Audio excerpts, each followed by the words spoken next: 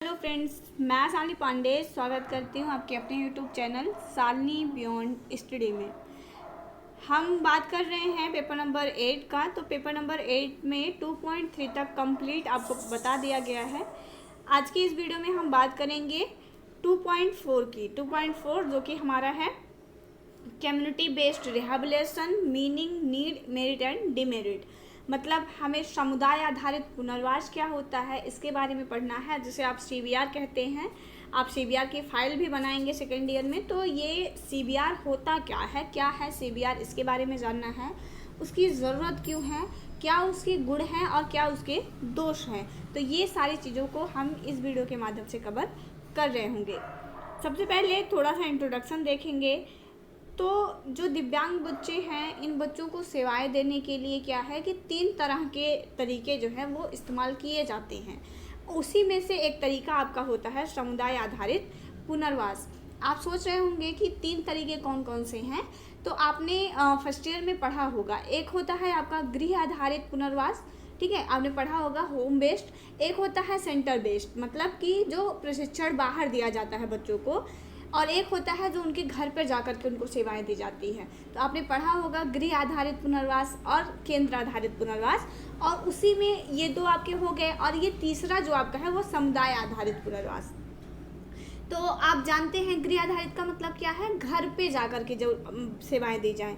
और केंद्र आधारित का मतलब है कि बाहर किसी सेंटर पे जाकर के, अगर आप अपने बच्चों को किसी सेंटर पे ले जाकर के अगर पुनर्वास की सेवाएं देते हैं तो वो केंद्र आधारित हो जाता है। तो यहाँ पे हमें बात करनी है समुदाय आधारित पुनर्वास की।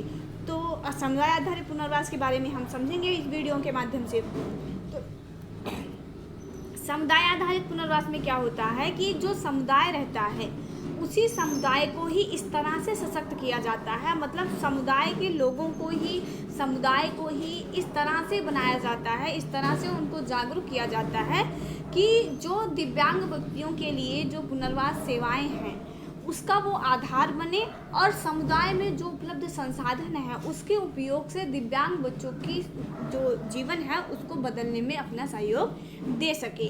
तो ये एक इंट्रोडक्शन था समुदाय आधारित पुनर्वास का। अब तक आपको इतना ही समझना है कि जो समुदाय आधारित पुनर्वास होता है वो बच्चे के समुदाय के अंदर ही, जो बच्चे का समुदाय है, जो उसका कम्युनिटी है, उस कम्युनिटी के अंदर ही जो सुविधाएं उपलब्ध हैं उन्हीं सुविधाओं के इस्तेमाल से बच्चों को पुनर्वास की सेवाएं प्रदान करना ही समुदाय आधारित पुनर्वास कहलाता है। हम इसके अर्थ को समझेंगे। इसमें 3 वर्ड आ रहा है, एक आपका है समुदाय, दूसरा है आधारित और तीसरा है पुनर्वास। आपसे CBR का फुल फॉर्म भी पूछा जाता है, तो आप याद रखिएगा CBR का फुल फॉर्म होता है, C का मतलब होता है कम्युनिटी और B का मतलब होता है इसमें बेस्ड, और इसमें जो R है, R का मतलब होता है रिहेबिलिटेशन, जिसे आप क्या कहते हैं, पुनर्वास। तो ये आपका CBR का फुल फॉर्म होता है। याद रखिएगा, आप CBR का फुल फॉर्म भी याद रखिएगा, आपसे पूछा जा सकता है। सबसे पहले हम समझेंगे कि समुदाय क्या होता है, क्योंकि इसमें वर्ड्स आए हैं तो जब तक हमें इन सारे वर्ड्स का मतलब नहीं पता होगा तो हम चीज़ों को ठीक ढंग से समझ नहीं पाएंगे। तो समुदाय क्या है, समुदाय 2 शब्दों से मिलकर बना है, एक आपका कॉम है, दूसरा आपका यूनिटी है। कॉम का मतलब क्या होता है, एक साथ, और यूनिटी का अर्थ होता है सेवा करना। मतलब लोग जो एक साथ रहते हैं, एक साथ रह करके एक दूसरे की जो हेल्प करते हैं वो एक कम्युनिटी का निर्माण करती है। जैसे आप रहते हैं जहाँ पे, तो आपके आसपास के लोग होंगे, जब भी आपको कोई दिक्कत होगी वो आपकी हेल्प करेंगे। आपके सामाजिक सांस्कृतिक जो भी कार्यक्रम होते हैं वो उनसे मेल खाते रहेंगे। तो ये जो एरिया रहता है ये पूरा आपका एक कम्युनिटी कहलाता है। तो कम्युनिटी का मतलब होता है कि एक साथ मिलकर लोग जो एक दूसरे की सेवा कार्य में उनकी हेल्प करते हैं, तो उन लोगों का समूह ही कम्युनिटी कहलाएगा। इस प्रकार जो समुदाय है, समुदाय का मतलब क्या हो जाएगा, एक सबके साथ मिलकर सेवा कार्य करना, ठीक है। जैसे मनुष्य क्या है, मनुष्य एक सामाजिक प्राणी है, समाज में रहता है। तो समाज में रह करके व्यक्ति एक दूसरे पर निर्भर रहते हैं, एक दूसरे पर निर्भर रह करके एक दूसरे की हेल्प करते हैं। तो वो जो लोगों का समूह जिनकी सामाजिक आर्थिक स्थिति लगभग एक जैसी रहती है, जो एक दूसरे के साथ मिल करके रहते हैं, उनको ही हम कम्युनिटी कहते हैं। नेक्स्ट इसमें एक और वर्ड आ रहा है, वो है बेस्ड। बेस्ड का मतलब होता है आधारित होना, ठीक है। तो जो समुदाय है, जो समुदाय के लोग हैं, वो एक दूसरे पर आधारित होते हैं। मतलब कि अगर हम बात करते हैं कि जो दिव्यांग व्यक्तियों को पुनर्वास और सामाजिक एकता की जिम्मेदारी है, वो परिवार की और साथ साथ समाज की दोनों पर डिपेंड करती है। किसी भी बच्चे की, मान लीजिए कोई भी बच्चा है, तो उसका डेवलपमेंट क्या होगा? डेवलपमेंट तभी होगा जब उसके परिवार वाले, उसके समुदाय वाले, उसके समाज के लोग उसका सपोर्ट करेंगे। तो ऐसे ही दिव्यांग बच्चे जो होते हैं वो इन अपने परिवार पर और अपने परिवार के साथ साथ समाज पर निर्भर रहते हैं। नेक्स्ट है, इसमें एक शब्द आया है पुनर्वास। पुनर्वास को समझना बहुत ज़्यादा ज़रूरी है।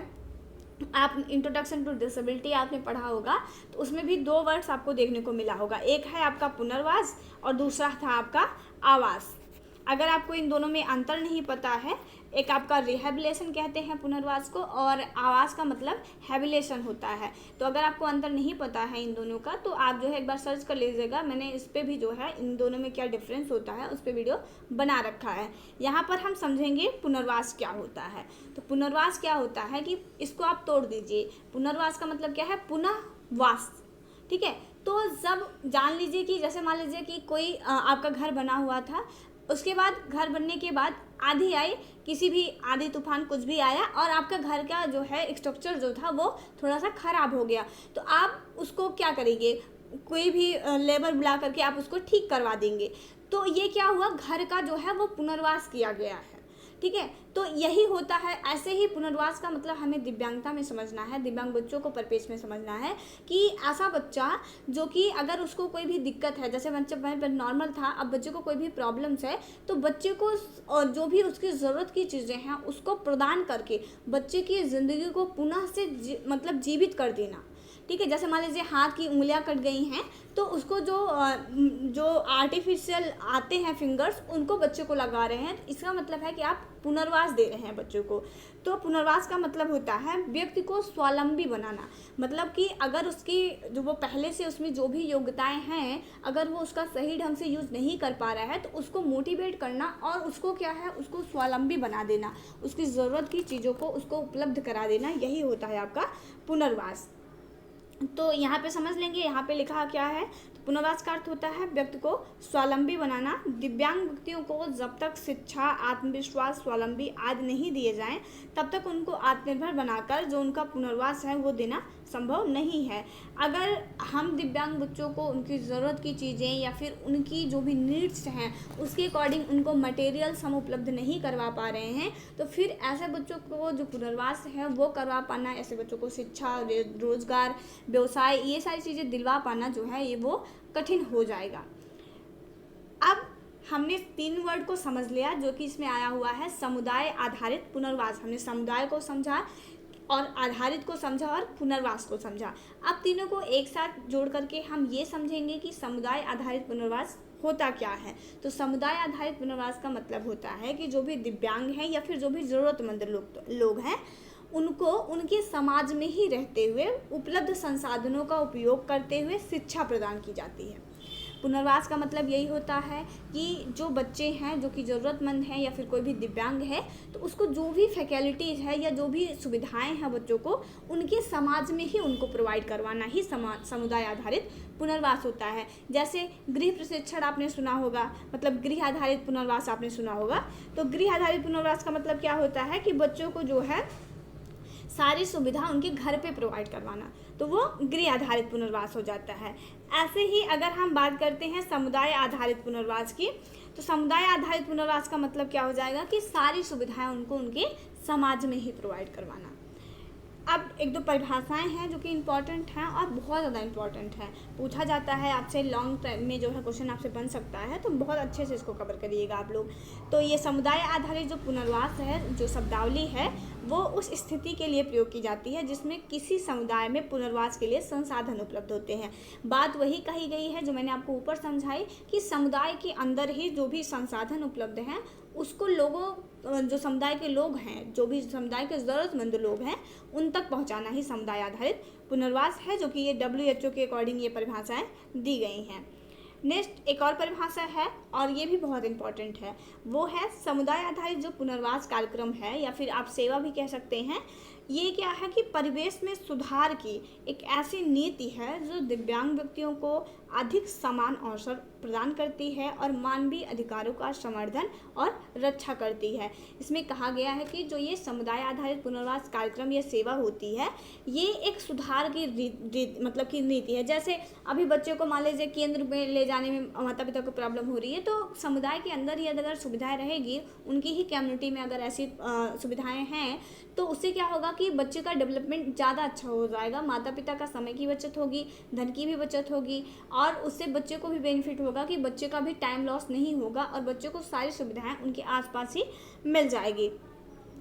ये दिव्यांग व्यक्तियों को जो है समाज में समान अवसर प्रदान करती है और उनका जो मानवीय अधिकार है कि हर एक बच्चे को जो है सुविधाएं मिलनी चाहिए, हर एक बच्चों को उनके समुदाय में ही शिक्षा मिलनी चाहिए। जैसा कि आरटीई भी कहता है कि बच्चों को जो है वो प्राथमिक शिक्षा जो है 3 किलोमीटर अंदर तक ही मिलनी चाहिए। तो ये सारे वही समुदाय आधारित पुनर्वास के तहत ही कार्यक्रम लगभग चलाए जाते हैं कि बच्चों को सारी सुविधाएं, शिक्षा की हो, व्यवसाय की हो, या फिर उनकी ज़रूरत की कोई चीज़ हो, वो उनको समुदाय में ही उनको मिल जाए। और ये परिभाषा दिया कौन है, तो ये डॉक्टर हेलेंडर ने दिया हुआ है। और अगर आपसे पूछा जाए कि समुदाय आधारित पुनर्वास के जनक कौन है, तो ये जो डॉक्टर हेलेंडर हैं, इन्हीं को हम क्या कहते हैं, समुदाय आधारित पुनर्वास के जनक के रूप में भी जानते हैं। अब बात कर रहे होंगे समुदाय आधारित पुनर्वास के सिद्धांत के बारे में। अगर आपको वीडियो पसंद आए तो please like, share and subscribe करना बिल्कुल मत भूलिएगा। आपका सपोर्ट ही हमें मोटिवेट करेगा आगे वीडियो बनाने के लिए। बात करेंगे इसमें समुदाय आधारित पुनर्वास के सिद्धांत के किस किस प्रिंसिपल पे समुदाय आधारित पुनर्वास काम करता है। पहला है समानता का सिद्धांत, मतलब हर एक बच्चा जो है वो समाज का अंग होता है, तो सभी को सुविधाएं मिलनी चाहिए। सिर्फ सामान्य बच्चों को ही उनके समुदाय में शिक्षा उपलब्ध करा देना या फिर समुदाय के अंदर सामान्य बच्चों के लिए ही ज़रूरत की चीज़ें उपलब्ध करा देना, ये पर्याप्त नहीं है। और ये हर एक बच्चे का जो समानता का अधिकार है उसका हनन भी कहीं ना कहीं होगा। तो ये जो समुदाय आधारित पुनर्वास होता है, ये सभी दिव्यांग व जो भी सामान्य व्यक्ति हैं उनको समान अवसर प्रदान करता है। दिव्यांग व्यक्तियों के साथ किसी भी प्रकार का कोई भेदभाव ना हो, इसके लिए समुदाय आधारित पुनर्वास कार्य करता है।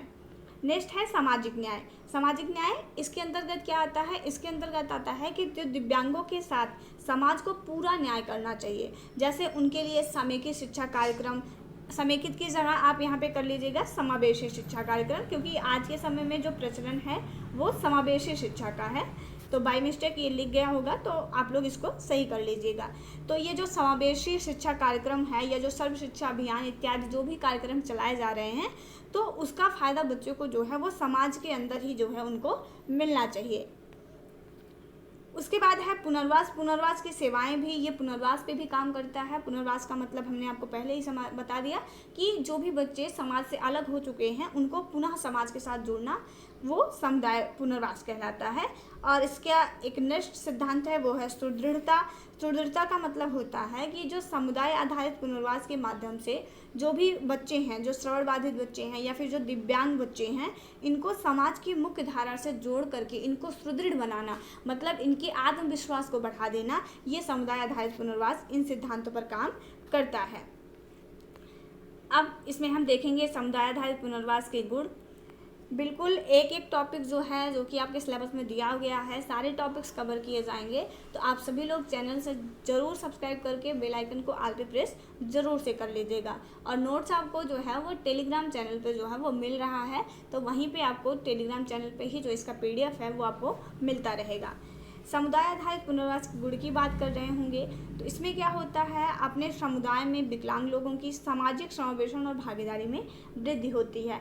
बच्चे को जो सुविधाएं प्राप्त करने के लिए उसे दूर जाना पड़ता था, ठीक है, जैसे मान लीजिए कोई केंद्र है जो उसके घर से 10 किलोमीटर 12 किलोमीटर दूर है, तो उससे बच्चों को क्या होता था कि बच्चों का सही ढंग से समावेशन नहीं हो पाता था। शिक्षा के लिए भी अगर मान लीजिए बच्चों को कहीं दूर विद्यालयों में भेजा जा रहा है, किसी विशेष विद्यालयों में, तो ये उनका जो समानता का अधिकार है उसका भी कहीं नहीं कहीं हनन था।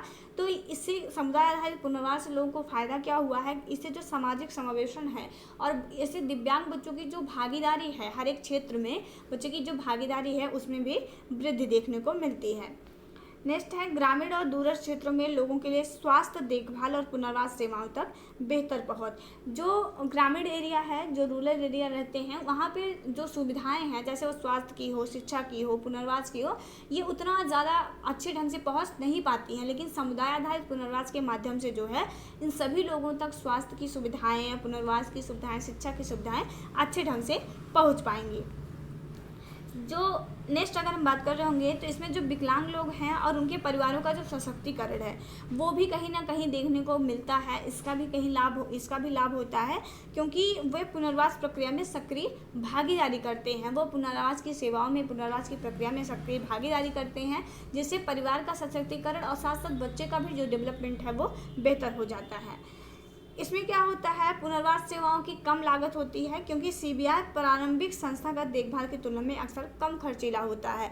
आप किसी सेंटर्स पे जाएंगे, कोई दूर का सेंटर है, आप उस पे जाएंगे तो वहाँ पे बच्चों को क्या है कि एक महंगी जो रकम है वो देनी पड़ जाती है, मतलब एक खर्चीला होता है।